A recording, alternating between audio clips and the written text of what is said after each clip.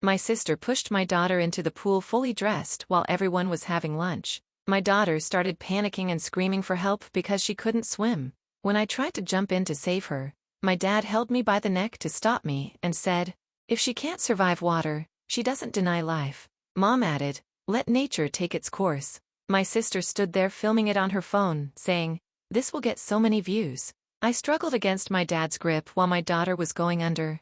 Finally, I broke free and dove in to pull her out. She was unconscious while they all just stood there laughing at us. They never thought I'd take everything they valued. The water shimmered in the August heat, looking so peaceful from where I sat at the patio table. My 8-year-old daughter, Chloe, wore her favorite yellow sundress, the one with sunflowers embroidered around the hem. She'd begged to wear it to this family lunch at my parents' estate, wanting to look pretty for her grandparents. I should have known better than to bring her here. I should have trusted my instincts that had been screaming at me for years to stay away from these people. My sister Vanessa had always been the golden child. At 34, she was everything our parents wanted in a daughter.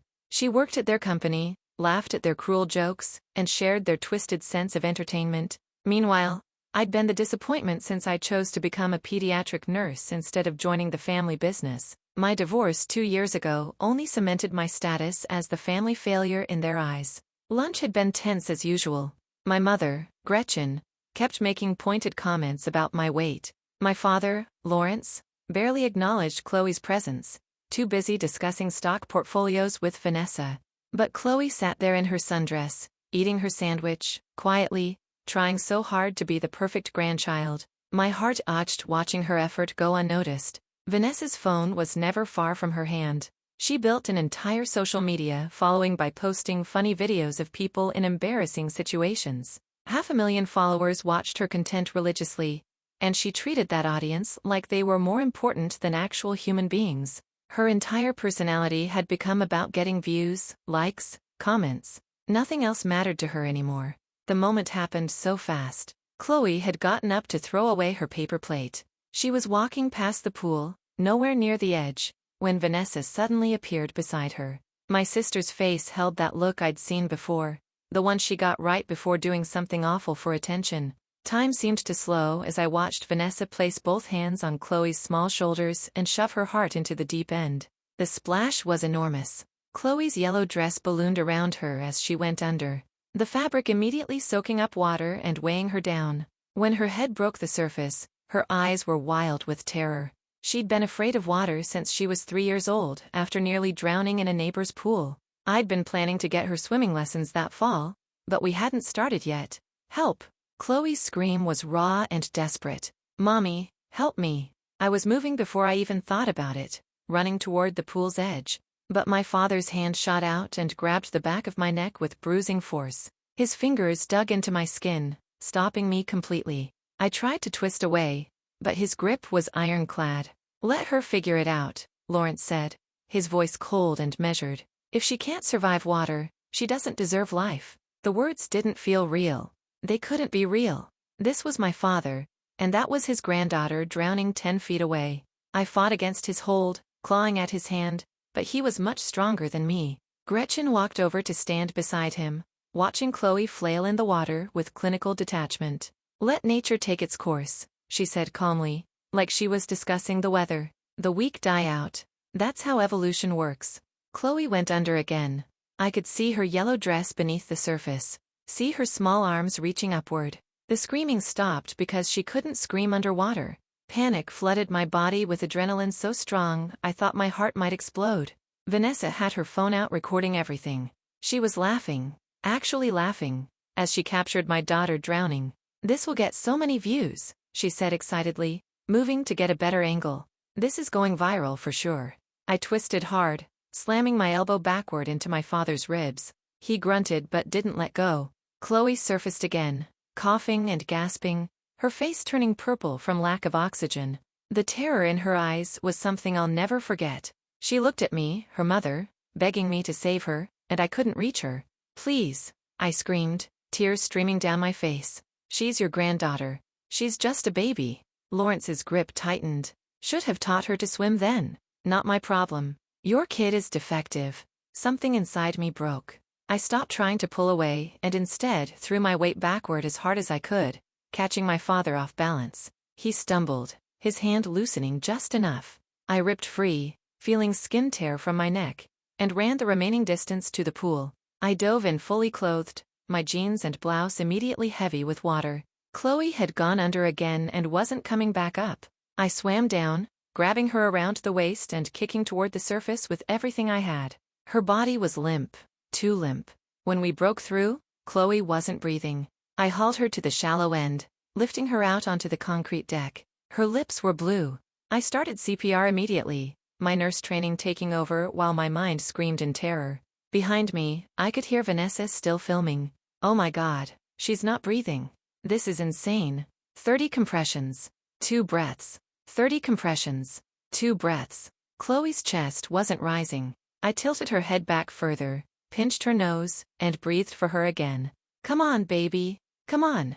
After what felt like hours, but was probably 2 minutes, Chloe coughed. Water came up and then she was gasping, crying, shaking violently. I gathered her into my arms, feeling her small body convulse with sobs and shock. She was alive.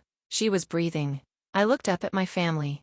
All 3 of them stood there watching us like we were a television show. Lawrence had his arms crossed. Gretchen looked vaguely bored. Vanessa was still filming, a smile on her face as she adjusted her angle. You people are monsters, I said quietly. Vanessa laughed. Oh, come on. It was just a joke. She's fine now. A joke? I stood up, cradling Chloe against me. She clung to me, her whole body trembling. You nearly killed her. All of you stood there and watched her drown. Drama queen, Gretchen said, rolling her eyes, always so emotional about everything. This is why you never fit in with this family. I carried Chloe to my car without another word. She was still crying, gasping for air between sobs. I strapped her into her car seat with shaking hands, her wet dress soaking into the fabric. Then I got in the driver's seat and just sat there for a moment processing what had just happened. My phone buzzed. A text from Vanessa. Don't be mad. It'll be hilarious when I post it tomorrow. Lowell. I drove straight to the hospital. Even though Chloe was breathing, I needed her checked for secondary drowning and shock. The doctors were horrified when I explained what happened. They immediately called the police and Child Protective Services as mandated reporters. The officer who took our statement 3 hours later looked ready to murder someone by the time I finished talking. Chloe spent 4 nights in the hospital for observation. The medical team was concerned about potential complications from her being unconscious and requiring CPR.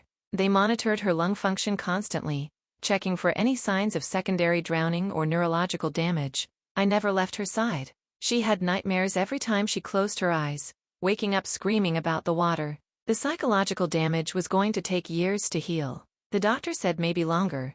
My parents never called, never texted, never checked to see if their granddaughter was alive. Vanessa posted the video. I saw it 2 days after the incident because a colleague sent it to me with a concerned message. Vanessa had edited it with upbeat music and laughing emojis. The caption read, "When your niece can't swim, smiley face emoji, smiley face emoji, smiley face emoji, hashtag pool fails, hashtag family fun, hashtag summer vibes." The video had 300,000 views. The comments were split. Half the people were laughing, calling Chloe stupid for not knowing how to swim. The other half were calling for Vanessa's arrest. But she didn't care about the negative responses. She only cared that it was trending. I sat in Chloe's hospital room and made a decision. These people had shown me exactly who they were. They'd almost killed my daughter for entertainment and felt zero remorse. Fine. Now they would learn exactly who I was. I'd spent my whole life being the good daughter, the forgiving sister, the one who swallowed her hurt to keep peace. Not anymore. They wanted to destroy what I loved. I would destroy what they loved. Every single thing. My parents' wealth came from Lawrence's father, who built a successful medical supply company in the 70s. When he died, Lawrence inherited everything: the company, the estate, the investment properties. He'd grown that fortune significantly over the years through smart investments and ruthless business practices. Vanessa was set to inherit the whole empire since I'd been written out of the will years ago. But here was the thing nobody in my family knew. I had power of attorney for my grandmother, Ruth. Ruth was Lawrence's mother, 91 years old and living in a memory care facility. She had advanced dementia and didn't remember most people anymore, but she remembered me. I visited her every week, bringing her favorite lemon cookies and reading to her. She called me sweet girl and held my hand like I was precious. 5 years ago, before the dementia got bad, Ruth had asked me to be her power of attorney. She'd seen how Lawrence treated me, heard how Gretchen spoke about me. She told me then that she was worried about what they do to her assets when she was gone. I'd agreed, thinking it was just paranoia from an aging woman. Turned out Ruth had excellent instincts. I pulled Ruth's files from my safe deposit box and started reading. The documents were extensive. Beyond the power of attorney, there were detailed records of every asset she owned, every investment, every property deed. Ruth had been incredibly wealthy, independent of what she'd given Lawrence. She owned 40% of the medical supply company. Lawrence thought his father had given him full ownership, but his mother had retained significant shares. She owned the estate where we had lunch, the 5-bedroom mansion with a pool where Chloe had nearly died. She owned 3 commercial properties in downtown that generated $500,000 in rental income annually. She had investment accounts worth $8 million. All of it would go to Lawrence when she died for her original will. But with power of attorney, I could change that will. Ruth wouldn't know. Ruth wouldn't remember. And it was completely legal. I made an appointment with Ruth's attorney, a man named Gerald Sutton, who'd handled her affairs for 30 years. I brought documentation of everything that happened at the pool, the police report, hospital records, screenshots of Vanessa's video, photos of the bruising on my neck from where Lawrence had grabbed me. Gerald listened to everything, his expression growing darker with each detail. When I finished, he was quiet for a long moment. "You want to change her will?" he said, finally. "I want them to have nothing." He nodded slowly. "Ruth told me once that you were the only one who really cared about her as a person, not as a bank account. She was clear that if anything happened to make you want to activate your power of attorney, I should support you fully." We spent 6 hours going through every document. Gerald explained that while I had power of attorney, I needed to be extremely careful about how we proceeded. Ruth had actually discussed her wishes with him multiple times over the years before her dementia worsened. She told him explicitly that if Lawrence ever did anything to harm me or my family, she wanted me to have everything. Gerald had documented these conversations meticulously with timestamps and detailed notes. Ruth was very clear-minded when she expressed these wishes. Gerald explained. She updated her will 5 years ago specifically to include provisions for changing beneficiaries if certain conditions were met. What happened to Chloe meets those conditions exactly. The new will wouldn't be me changing it unilaterally. It would be executing Ruth's pre-existing instructions, documented and legally sound. By the end of our meeting, Ruth's entire estate would pass to me upon her death, including her shares in the company. Lawrence and Vanessa would receive exactly $1 each, the minimum required to show they hadn't been forgotten accidentally. But I didn't want to wait for Ruth to die naturally. That felt too passive. I wanted them to feel the pain now. Gerald helped me understand the company structure. With Ruth's 40% and the board's support, which I would need to secure, I could force certain decisions. Particularly, I could demand a full audit of the company's finances. If any irregularities were found, the board could move for Lawrence's removal as CEO, with my shares providing the necessary weight to their decision. "Has Lawrence been running the company?" "Honestly," Gerald asked, his tone suggesting he already knew the answer. "What do you think?" We initiated the audit the next day. I hired a forensic accounting firm known for being absolutely ruthless. They would examine every transaction from the past 10 years with microscopic detail. Lawrence called me for the first time since the pool incident 3 days after the audit began. I almost didn't answer, but curiosity won. "What the hell do you think you're doing?" His voice was pure rage. "Exercising Grandma Ruth's legal rights. Is there a problem? You have no authority over that company." "Actually, I have 40% authority. Did you forget Grandma still owns her shares?" The silence on the other end was beautiful. He'd genuinely forgotten. For decades, he'd operated like he owned everything outright, and nobody had challenged him. "Ruth doesn't know what she's doing," he tried. "She has dementia, which is why she wisely gave me power of attorney 5 years ago. All signed and notarized. Want to challenge it in court? Please do. I'd love for a judge to hear about how you stopped me from saving your drowning granddaughter." He hung up. The audit took 6 weeks. The results were even better than I'd hoped. Lawrence had been embezzling from the company for years. Small amounts at first, but increasingly large sums as he got bolder. Over the past decade, he'd stolen nearly $2 million, funneling it into private accounts. He'd also been committing tax fraud under reporting company income to avoid paying proper taxes. The IRS would be very interested in these findings. But my favorite discovery was about the estate. Lawrence had always claimed he'd bought the mansion with his own money. Turned out Ruth had purchased it, and he'd simply moved in and pretended it was his. He'd been paying property taxes on a house he didn't actually own, never bothering to check the deed. While the audit was underway, I spent my time building an airtight case for everything else. Chloe was in therapy 3 times a week now, and I used those sessions to dig deeper into my family's secrets. Funny how much you notice when you stop trying to make excuses for terrible people. I started with Vanessa's social media empire. That video of Chloe drowning had been taken down by the platform after mass reporting, but she'd already profited from it. Sponsorship deals, ad revenue, the works. I contacted every single brand that had ever worked with her and sent them a detailed email explaining what she'd done. I included links to news articles about the police investigation, medical records showing Chloe's injuries, and testimony from witnesses. Most brands dropped her immediately. A children's toy company that had paid her $15,000 for a promotional campaign demanded their money back and threatened legal action. A clothing boutique publicly denounced her. Her income stream dried up within 2 weeks. But I wasn't satisfied with just destroying her revenue. I wanted her platform gone entirely. So I hired a reputation management firm, the kind usually employed to clean up celebrity scandals, except I paid them to do the opposite. Make sure Vanessa's actions were documented everywhere. Every forum, every social media platform, every review site. Anyone who searched her name would find the truth about what she'd done. The firm was efficient. Within a month, Vanessa's digital footprint was permanently stained. Future employers would see it. Potential friends would see it. Anyone she ever tried to date would see it. She built her entire identity on social media fame. So, I made sure that same medium became her prison. Lawrence tried to intimidate me during this period.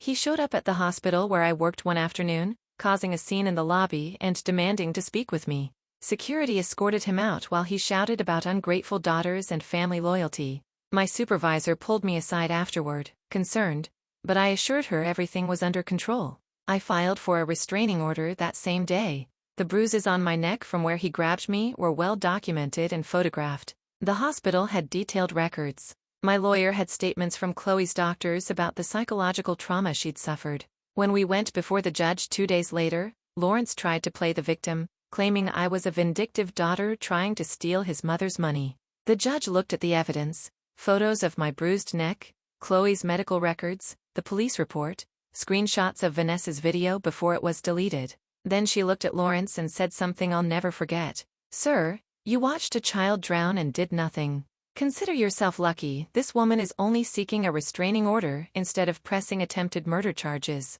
The restraining order was granted immediately. Lawrence had to stay 500 feet away from me, Chloe, my home, and my workplace. Violating it would result in immediate arrest. Gretchen tried a different approach. She reached out to my colleagues, my friends, anyone she could find, spinning stories about how I'd abandoned my poor elderly grandmother and was manipulating her finances. She painted herself as the concerned mother watching her daughter destroy the family out of spite. But I prepared for this too. I compiled 4 years' worth of visitor logs from Ruth's memory care facility. My name appeared every single week, sometimes twice a week. Lawrence's name appeared 6 times total. Gretchen's name appeared twice. Vanessa had never visited, not even once. I sent these logs to everyone Gretchen had contacted, along with a simple message. These are the facts. Draw your own conclusions. The smear campaign ended abruptly after that. During all of this, I discovered something else interesting while going through Ruth's papers. She'd kept diaries, detailed accounts of her life going back 40 years. In them, she documented every cruel thing Lawrence had done over the decades. How he'd stolen from her purse when he was younger. How he'd forged her signature on documents. How he'd convinced her to sign over assets by lying about their purpose. Ruth had known exactly what kind of person her son was. She'd just been too afraid to do anything about it while she was healthy. But she'd left me the evidence like she'd been waiting for someone to finally hold him accountable. I shared relevant portions of these diaries with the forensic accountants. They used the information to dig even deeper, finding financial crimes going back 20 years. Lawrence hadn't just been stealing recently. This was a pattern of behavior that had defined his entire adult life. The district attorney became involved at this point. What started as a civil matter was now a criminal investigation. Lawrence hired an expensive defense attorney, draining his personal savings to pay the retainer. Good. I wanted him to feel the financial pressure. The same pressure he caused others his entire life. Vanessa spiraled during these weeks. She created a new social media account under a fake name, trying to rebuild her following, but someone recognized her voice in a video and exposed her. The account was banned within hours. She tried again on a different platform. Same result. I watched her digital desperation from a distance, feeling nothing. This was the woman who had filmed my daughter drowning and smiled while doing it. Whatever suffering she experienced now was a fraction of what Chloe endured in that pool. My colleagues at the hospital rallied around me during this time. They'd met Chloe before, knew how sweet and gentle she was. When they heard what happened, several of them offered to testify if needed. One of them, a doctor named Patricia, who specialized in pediatric trauma, wrote a detailed letter about the long-term psychological effects of what Chloe had experienced. That letter became part of my documentation. I was building a fortress of evidence, making sure that if my family tried to fight back legally, they'd hit a wall of irrefutable facts. The company's board met to discuss Lawrence's future 2 weeks before the scheduled family meeting. I attended as Ruth's proxy, sitting at the head of the table in a room where I'd never been welcomed before. The board members were older men who had worked with Lawrence for decades, and I could see the skepticism on their faces when I walked in. Then Gerald presented the audit findings, page after page of financial misconduct. The skepticism turned to shock, then anger. These men had trusted Lawrence, had built relationships with him, and he'd been stealing from the company they'd all worked to build. The vote to remove him was unanimous. One board member, a man named Thomas, who'd been with the company since its founding, approached me after the meeting. "Your grandmother was a brilliant woman," he said quietly. "She told me once that she worried about what Lawrence would do if given too much power. I didn't believe her then. I should have. I just nodded. There wasn't much else to say." The financial web I was unraveling got more complex the deeper I dug. Lawrence had used company funds to pay for personal expenses, luxury vacations disguised as business trips, a sports car registered to a shell corporation, private school tuition for Vanessa's non-existent children. He'd been living like a king on stolen money while lecturing me about fiscal responsibility. Every discovery made me angrier, but I channeled that anger into action. I documented everything methodically, organizing it into binders that would be used in court. My apartment looked like a law office, papers and files covering every surface. Chloe would come home from school and help me organize documents, understanding in her own way that we were fighting back against the people who hurt her. She never asked if we could forgive them. Even at 7, she understood that some things couldn't be forgiven. I called a family meeting, neutral location, a conference room at Gerald's law office. Lawrence, Gretchen, and Vanessa showed up looking furious. I arrived with Chloe, Gerald, and a security guard just in case. Chloe stayed close to my side, still scared of my family. She'd been having nightmares every night since the pool. Her therapist said it would take a long time to recover from the trauma. "Let's make this quick," I said once everyone sat down. "I'm invoking Grandma Ruth's rights as 40% shareholder to remove Lawrence as CEO effective immediately." "You can't do that," Lawrence growled. Gerald slid a stack of documents across the table. "Actually, she can. Due to the extensive financial irregularities discovered in the audit, including embezzlement and tax fraud, the board has voted to support this removal. You'll be arrested by the end of the week unless you resign now and agree to repay what you stole." Grudging grabbed the papers, scanning them frantically. Her face went white. "This is ridiculous," Vanessa snapped. "You're just mad about the pool thing. God, learn to take a joke." I turned to look at my sister fully for the first time since we'd sat down. "You filmed my daughter drowning. You posted it online for entertainment. You have shown zero remorse. That's not a joke. That's psychopathy." "Whatever. This won't stick. Dad owns that company." "No, he doesn't. Grandma Ruth owns 40% and with a board support, that's enough to remove him." "But it gets better." I pulled out another set of documents. "The estate where we had lunch. Also, Grandma Ruth's. You're all living in her house. I'm exercising her rights to terminate your residency. You have 30 days to vacate." The room erupted. Lawrence lunged across the table at me, but the security guard stepped between us. Gretchen was screaming about how ungrateful I was. Vanessa just kept saying, "This isn't happening," over and over. "It is happening," I said calmly. Everything you have came from Ruth. She gave it to Lawrence to manage, and he squandered that trust. Now it's being corrected. She has dementia. Gretchen shrieked. She doesn't even know who you are. She knows me better than she knows any of you. When's the last time any of you visited her? I go every single week. She asks about you sometimes, and I have to tell her you're too busy. That shut Gretchen up. Lawrence's hands were shaking. You're destroying this family. No, you destroyed it when you held me back and watched my daughter drown. You destroyed it when you told me she didn't deserve life. I'm just making sure you face consequences. We left them sitting there with the documents and the reality of what was coming. Gerald would handle the legal proceedings. I'd done my part. The next week was chaos. Lawrence refused to resign, so the police arrested him at the office on embezzlement charges. The local news covered it extensively. Medical supply CEO arrested for fraud was the headline. His reputation was demolished overnight. Gretchen tried to fight the eviction from the estate, but she had no legal standing. The house wasn't in her name. She'd never worked, had no income of her own, and had nowhere to go. I might have felt bad if I hadn't watched her tell me to let my daughter die. Vanessa's social media following turned on her. Once word spread about what really happened at that pool, people started digging through her old content. They found dozens of videos of her humiliating people, hurting people, doing awful things for views. Sponsors dropped her. Her account got reported so many times that platforms started suspending her. Her entire identity was built on being an influencer, and it crumbled in days. The aftermath was messy in ways I hadn't anticipated. Lawrence's arrest made the evening news, and suddenly, people I hadn't spoken to in years were calling me. Distant relatives wanted to know what was happening. Old family friends took sides. Some believed Lawrence's version of events, that I was a greedy daughter stealing from a confused old woman. Others saw through his lies. I stopped answering most calls. Let them believe what they wanted.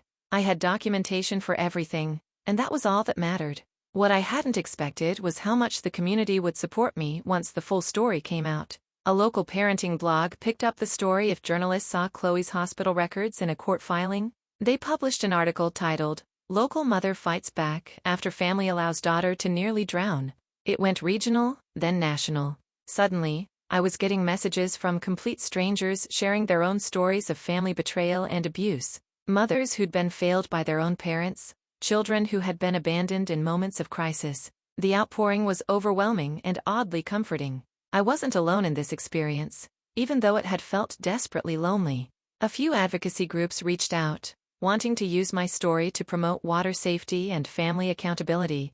I declined most of them. This wasn't about becoming a spokesperson or a symbol. This was about protecting my daughter and making sure the people who'd harmed her faced real consequences. But I did agree to one interview with a child safety organization. They wanted to create educational materials about drowning prevention and the importance of adult supervision. I told them about those terrifying minutes by the pool watching Chloe go under while my father held me back. The interviewer, a woman named Carol who lost her own son to drowning, cried as I spoke. "You saved her," Carol said when I finished. "That's what matters. You got her back." The interview aired as part of a water safety campaign that summer. I received hundreds of emails afterward from parents thanking me for speaking out, sharing their own close calls with drowning. Some of them mentioned seeing Vanessa's video before it was removed and being horrified. They'd reported it, shared it with authorities, tried to get justice for a child they'd never met. Those emails reminded me that most people were fundamentally good. Most people saw a child in danger and wanted to help. My family was the aberration, not the norm. Lawrence's legal troubles compounded as investigators dug deeper. The embezzlement charges expanded to include wire fraud and money laundering. He created multiple shell companies to hide stolen funds, complex schemes that showed premeditation and planning. This wasn't opportunistic theft. This was calculated, systematic criminal activity spanning decades. His expensive attorney negotiated for months trying to get the charges reduced or dismissed. But the evidence was overwhelming. Financial records don't lie, and Lawrence had left the clear trail of criminality. Every inflated expense report, every falsified invoice, every fraudulent wire transfer was documented. The attorney finally advised him to take a plea deal. The alternative was going to trial and almost certainly spending years in federal prison. Lawrence fought against it initially, still clinging to his arrogance. But reality eventually sank in. He pleaded guilty to multiple counts of embezzlement and fraud. I attended the sentencing hearing. Gerald advised me not to go, said it would be emotionally difficult, but I needed to see it. Needed to watch Lawrence stand before a judge and accept responsibility for his actions. Chloe stayed with a friend that day. She didn't need to see her grandfather sentenced. Didn't need that image in her mind alongside all the other trauma. Lawrence looked smaller in the courtroom than I remembered. He wore an expensive suit, probably bought with stolen money, but he couldn't hide the defeat in his posture. When the judge asked if he had anything to say before sentencing, he stood and read from a prepared statement. "I made mistakes in business," he said, his voice flat. "I accept responsibility for those errors in judgment." Errors in judgment. That's what he called years of systematic theft. The judge wasn't impressed. She sentenced him to 5 years probation, 3,000 hours of community service, and ordered him to repay every dollar he'd stolen, plus penalties and interest. The restitution amount was close to $3 million when everything was calculated. Lawrence's face went pale when he heard the number. He didn't have $3 million. He'd spend it all maintaining his lavish lifestyle. The house was Ruth's. His cars were leased. His investments had been liquidated to pay legal fees. He had nothing left. The judge also banned him from serving as an officer or director of any company. His business career was over. At 62 years old, he was unemployable and broke, facing years of community service and debt he'd never be able to repay. I felt nothing watching him realize what he'd lost. No satisfaction, no pity, nothing.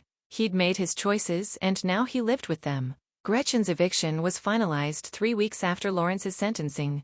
She tried everything to avoid it, claiming squatters' rights, arguing she'd made improvements to the property, even suggesting she was entitled to it as Lawrence's wife. None of it worked. The house belonged to Ruth's estate, which meant it belonged to me, and I wanted them out. The sheriff's department oversaw the eviction. I wasn't there for it. Didn't want to see Gretchen's belongings on the lawn or hear her inevitable dramatics. Gerald handled everything, ensuring the property was secured and all locks changed. Gretchen moved in with a friend temporarily, then found a small apartment on the outskirts of town. I heard she got a job at a department store working retail for the first time in her life. The woman who had once looked down on service workers was now folding sweaters for minimum wage. Vanessa's decline was perhaps the most visible because it played out online. She couldn't stay away from social media, even though it had become toxic for her. She'd create new accounts under fake names, post content trying to regain her audience, and within days, someone would identify her and expose her. The pattern repeated itself over and over. She was addicted to the validation, the likes and comments, but could never escape her past. The internet doesn't forget, and what she'd done to Chloe had been too public, too horrific for people to move past. I watched her digital footprint through a monitoring service I'd hired. Every new account, every attempt to rebrand herself, all of it documented and tracked. I wanted to know if she ever tried to come near Chloe or me. Wanted advanced warning if she became dangerous. She never did approach us, but the monitoring service revealed other concerning behavior. She was posting on forums about being cancelled and persecuted, painting herself as a victim of internet mob mentality. She never mentioned what she'd actually done. Never acknowledged pushing a child into a pool and filming her drowning. The delusion was complete. In Vanessa's mind, she'd done nothing wrong and the world was simply being unfair to her. I saved all those posts, added them to my files. If she ever tried to come after me, legally or otherwise, I had years of evidence showing her complete lack of remorse or accountability. I moved Chloe and myself into a smaller, safer house across town. We started fresh, just the two of us. She was still seeing her therapist twice a week, working through the trauma. Some nights were harder than others, but she was starting to smile again. Ruth passed away peacefully in her sleep 18 months after the pool incident. I was holding her hand when it happened, just like I'd been holding her hand every week for the past 5 years. She looked at me in a moment of clarity and said, "You were always my favorite sweet girl." The will reading was predictable. Lawrence and Vanessa each received their $1. Everything else came to me: the company shares, the properties, the investments, the estate. I was suddenly wealthy beyond anything I'd imagined. Lawrence tried to contest the will, arguing that Ruth wasn't of sound mind.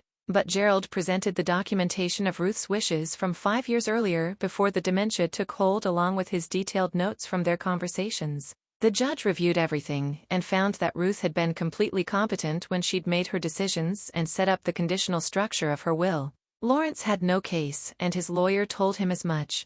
I sold the estate. Couldn't live there after what happened. Too many bad memories soaked into that pool deck. A tech entrepreneur bought it for $3 million. I donated a portion to child water safety programs and put the rest in trust for Chloe's future. The company was more complicated. I didn't want to run a medical supply business, but I didn't want Lawrence to benefit from it either. So, I restructured everything, brought in new management, implemented strict oversight policies, and ensured every employee had better benefits and working conditions. The company became more profitable and more ethical under the new leadership. Lawrence ended up pleading guilty to reduced charges to avoid prison time. He got 5 years probation, community service, and had to repay everything he'd stolen, plus penalties. His reputation never recovered.